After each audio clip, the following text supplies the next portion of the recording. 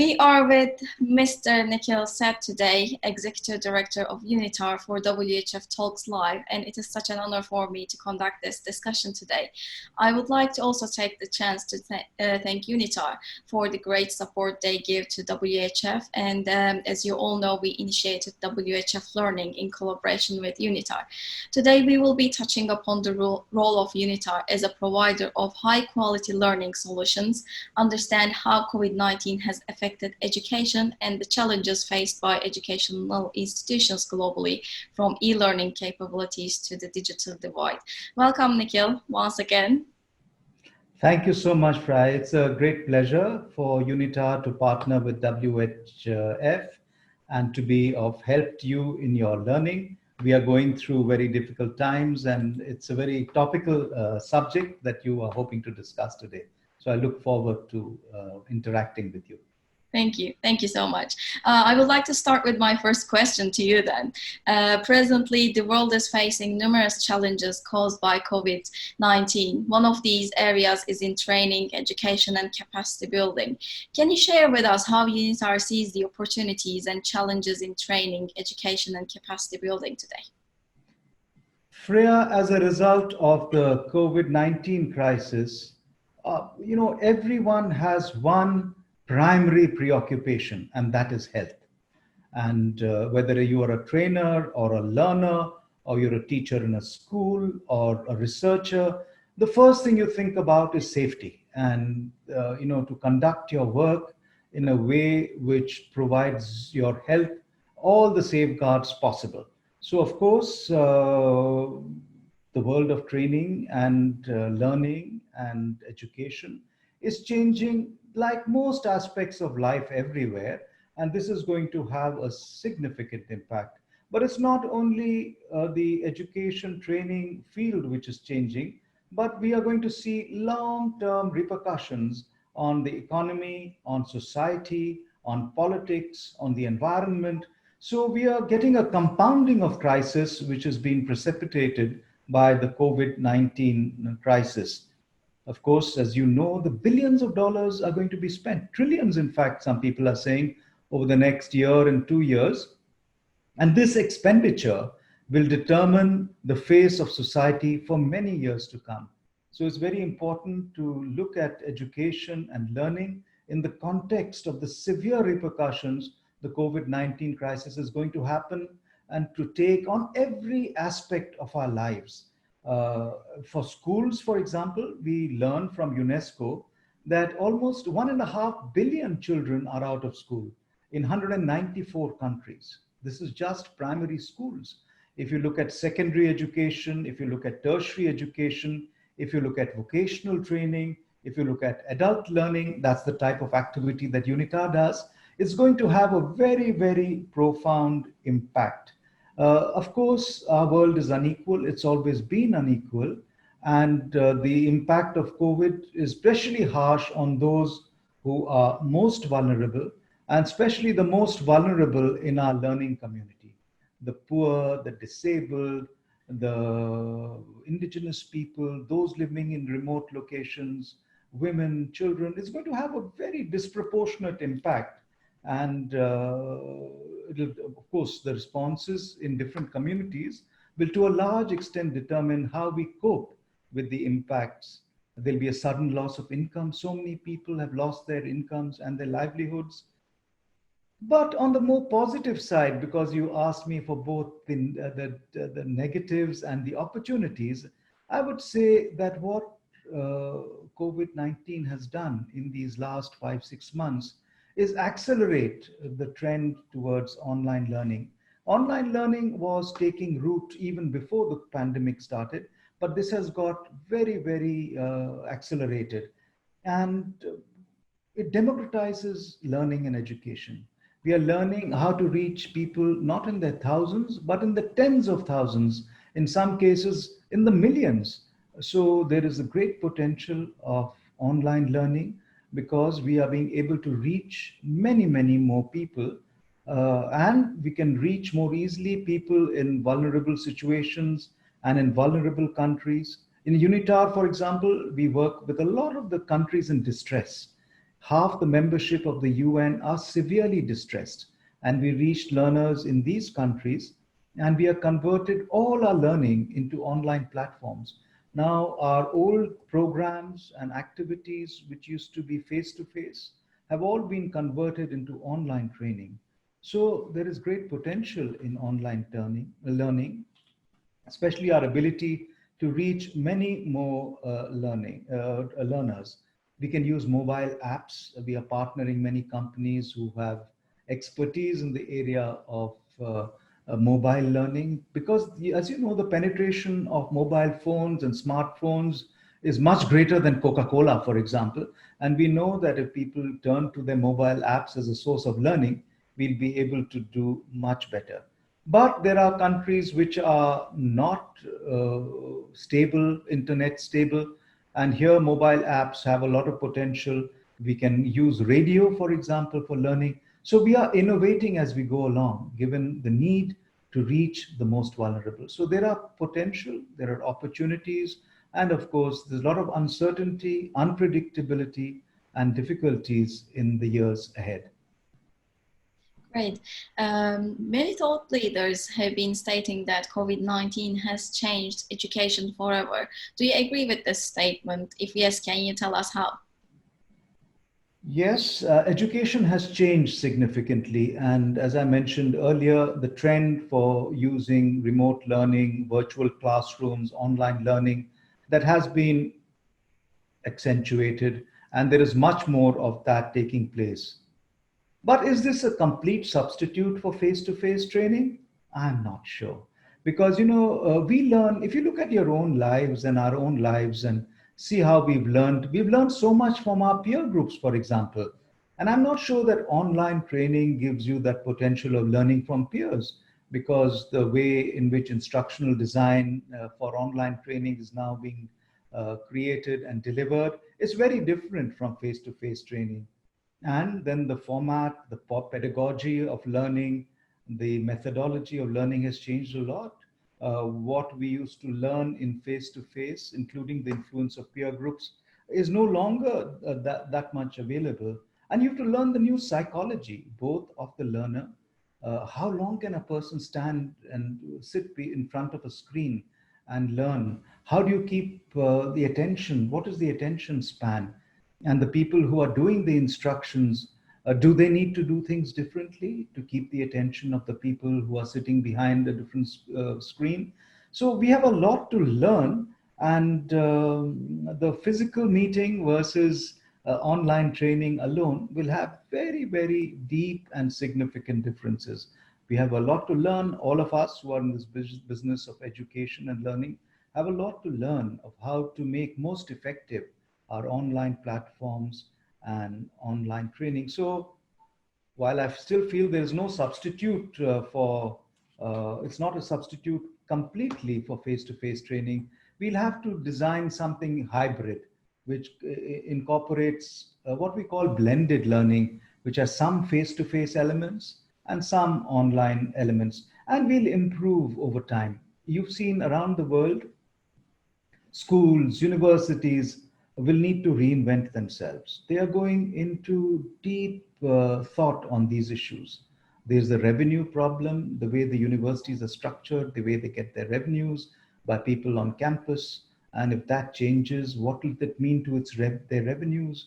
How will they pay their teachers? How will they get resources to conduct simulation, practical things for students? All that will change. How important will be simulations and games? What are the new tricks in the learning trade? How do we reinforce learning online? What is the attention span of the learners and the psychology of the new forms of learning? Many questions have still to be answered, but with constant experimentation and as we go along, we'll keep improving online learning, I think. That's an amazing insight, Nikhil. Thank you. Long before COVID-19 has happened, the arrival of massive online open courses in 2012 and afterwards brought attention to the opportunities of e-learning in adult and continued education. Do you see the increased potential of a more digitalization of training, education, and development? Yes, as I mentioned, that the democratization of online learning and education is one of the biggest factors which we know we need to learn on how to capitalize. As you know, poor people often could not access education, especially the top quality schools, private schools, because they just couldn't afford to go to these schools and learn from face-to-face training in these schools because the fees etc were exorbitant. They just could not participate. But with online training we have the possibility of giving the same quality education and the same quality learning to everyone. So once we master these platforms of online training and build on the potential of democratizing education and learning and training, I think we'll be able to do much more, especially for the vulnerable and poor people. And these are the primary people we hope to reach in UNITAR. So I think it's going to help us a lot in getting to these vulnerabilities. Thank you so much for your valuable insights on online learning, mobile learning, and face-to-face learning. What would you describe as the most important elements in creating an online course? Well, I think the first thing we must remember that once you create an online course, it's not static. You have to get constant feedback, and you have to be willing to be able to change on the basis of the learner's demands. You've got to learn how to be receptive to what is the good parts of your online course and what are not as effective, and be able to modify.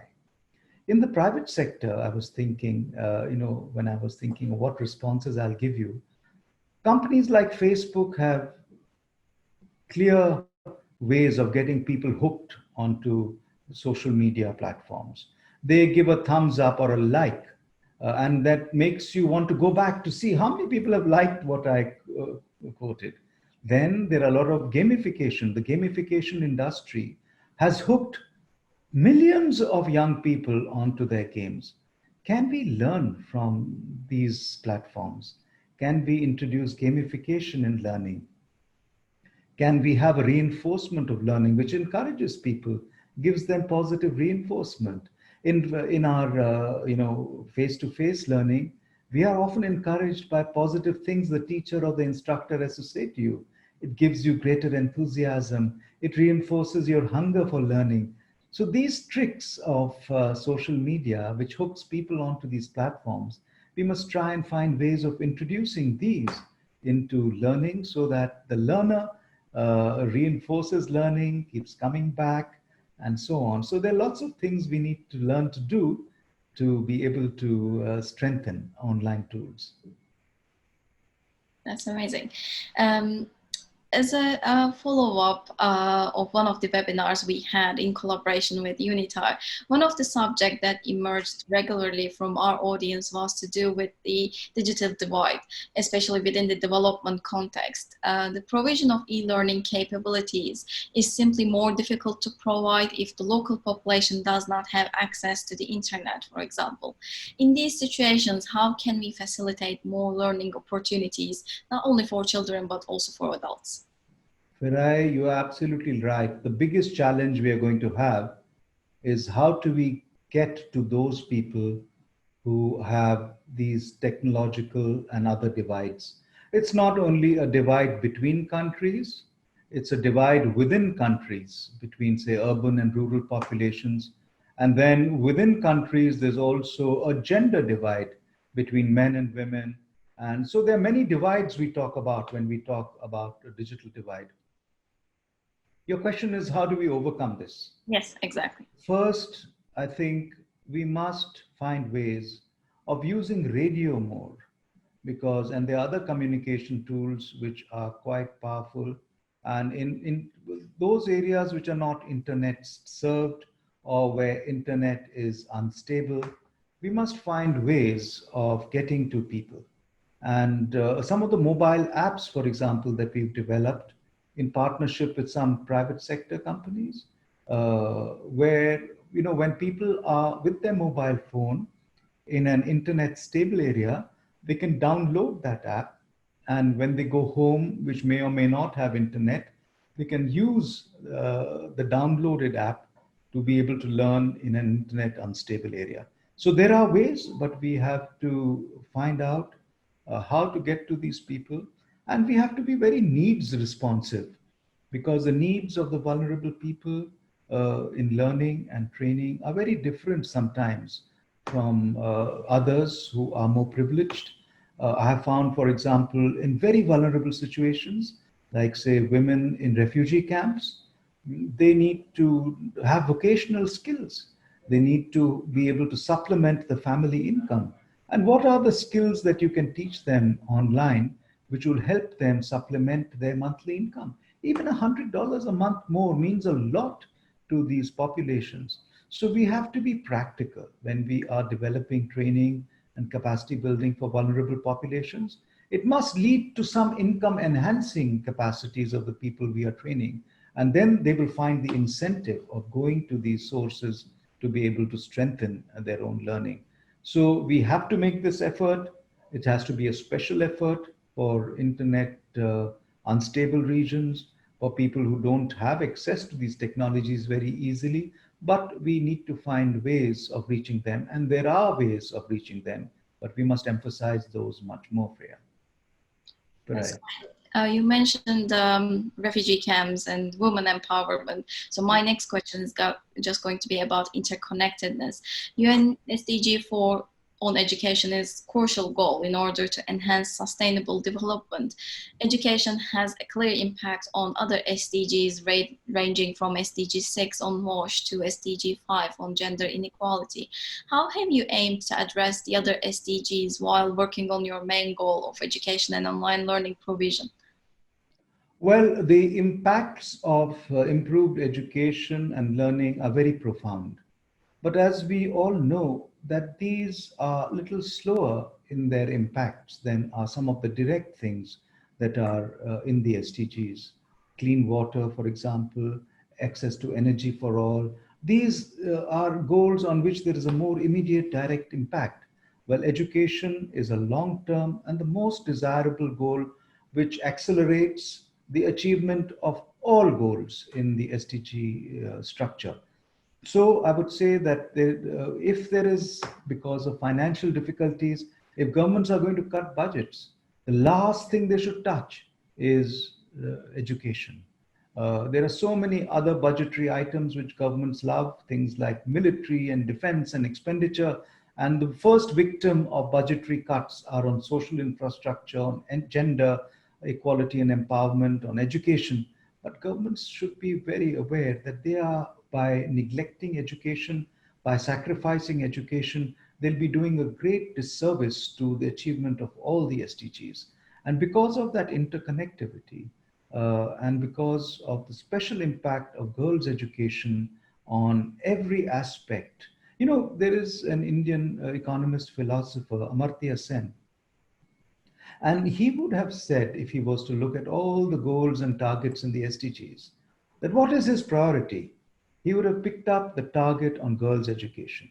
And he would have said that if you can focus your attention on girls' education, you are helping in the solution to the problem of poverty, you're helping in the solution to gender equality, obviously, but you're helping in the solution to health, to food security, to each and every goal I could go down where gender equality, empowered by girls' education, would make a difference. So, my point, therefore, is that women's empowerment will only come through girls' education, and it's a long term goal which we cannot lose sight of in these days of more fiscal concerns and the need to cut expenditures along budgets because of the crisis we are facing. Don't neglect education of girls. Don't educate the priorities of these sections of society because of the deep and long lasting impact it'll have on all the SDGs. To get there, of course, what we talked about earlier, the focus of digital learning, of distance learning, of virtual classrooms, policymakers need to make a very, very special effort to make sure that there is gender equality in learning that is being used. And there are several things that can be done on online training to make sure that the beneficiaries are also gender equal. So there are lots of things that need to be done, but most important is to make sure that governments and others who are designing educational policies in this new world and the trillions of dollars they're going to spend, they shouldn't forget that girls' education is going to be one of the most important uh, parts of the substructure which will save us for a very long time. That's great. You mentioned that you are working with private sector as well, and in WHF we promote cross-sector dialogue, and we emphasize always the importance of public and private partnerships, and it's one of the SDGs really. How would you comment on developing further partnerships with the private sector, and how would you envision the contribution? The private sector has a different language. They often are more precise than some of the more policy oriented organizations like the United Nations, like governments. And we've got to learn how to speak their language. Now, the app I gave you an example of who we are partnering, do a lot of training for a large number of private sector companies like Colgate Palmolive, like Deloitte, like Boston Consulting Group, and they have learned how these mobile apps will be able to help these corporations. But why can't we use the tricks they have learned in training these people in the private sector also in the public sector? Why can't we use that for training public officials on climate change, on green economy, on green finance? So we are learning the tricks from what they have been using in the private sector. So that kind of partnerships brings a lot of methodological and content adaptation for us. They see the private sector is also highly motivated because many of them have told me, look, why is the private sector seen so negatively sometimes when it comes to global debates? We are a part of community. Our children go to schools, the same schools as anyone else. We understand the impacts that we have, but we are there as good citizens also to be able to partner with the noble goals of the SDGs, for example. And we want to be part of this effort in this particularly turbulent times. So getting that energy, getting that expertise, getting that motivation to create these partnerships and make them, nurture them and make them flourish is a challenge which we must meet and not be skeptical about. There's sometimes in many societies, there's a lack of trust now increasingly with governments, but initially a lot with business, where people felt that the business and private sector are not there for the public good, they're only for private enrichment. And but that's not true anymore. They all realize, especially in the case, the crisis that we are facing, that we all have to be partners together.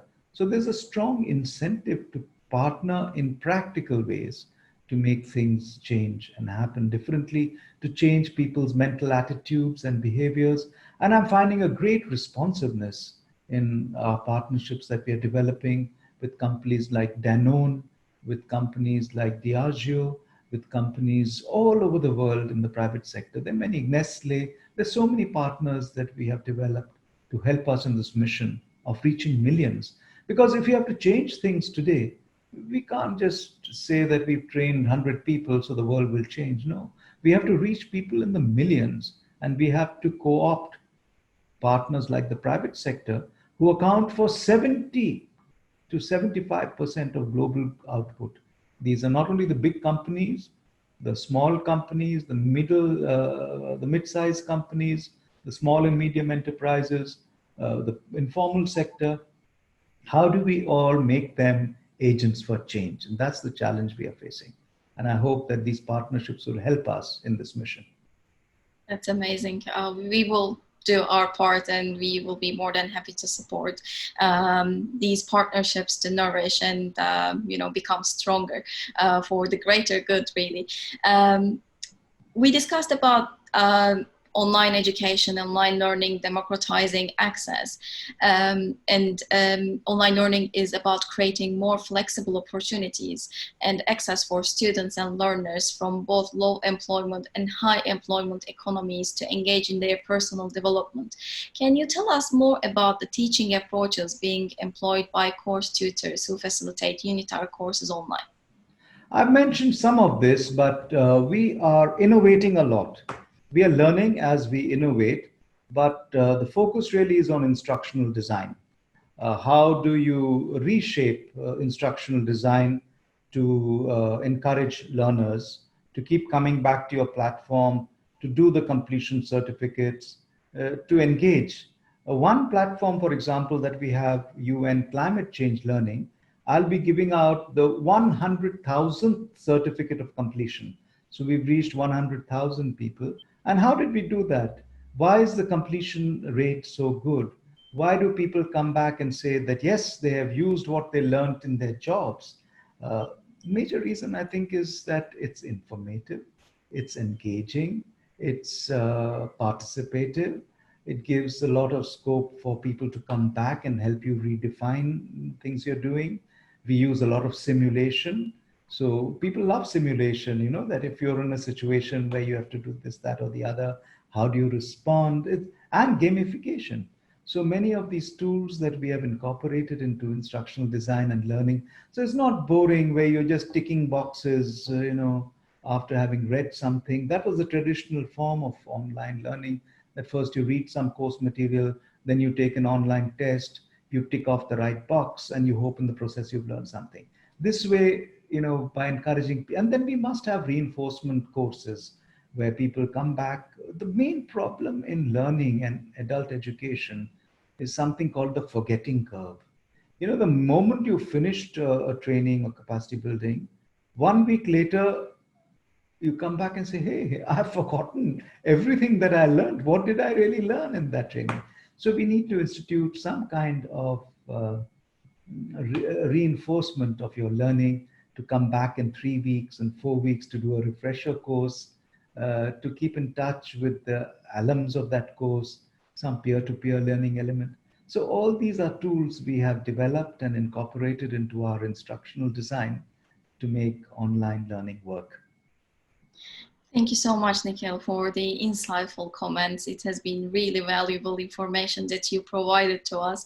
My final question of today is, what will be your message to the audience?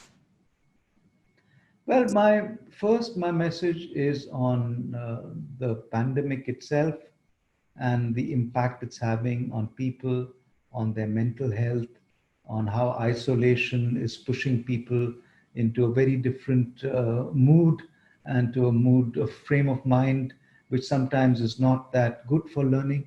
My first message was look, these things pass.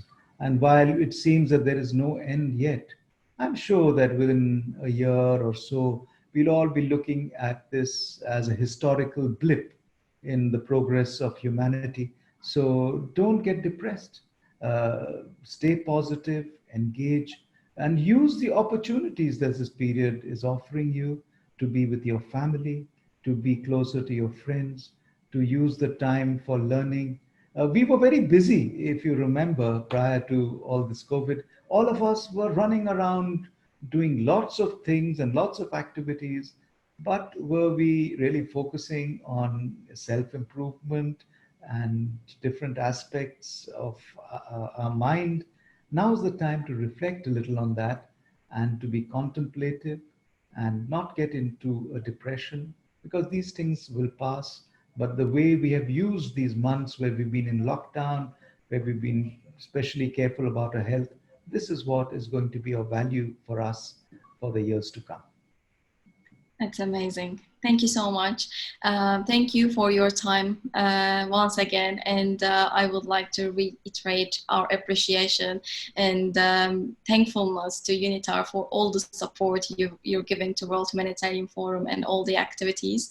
Thank you so much. Thank you, Farai. Have a nice day.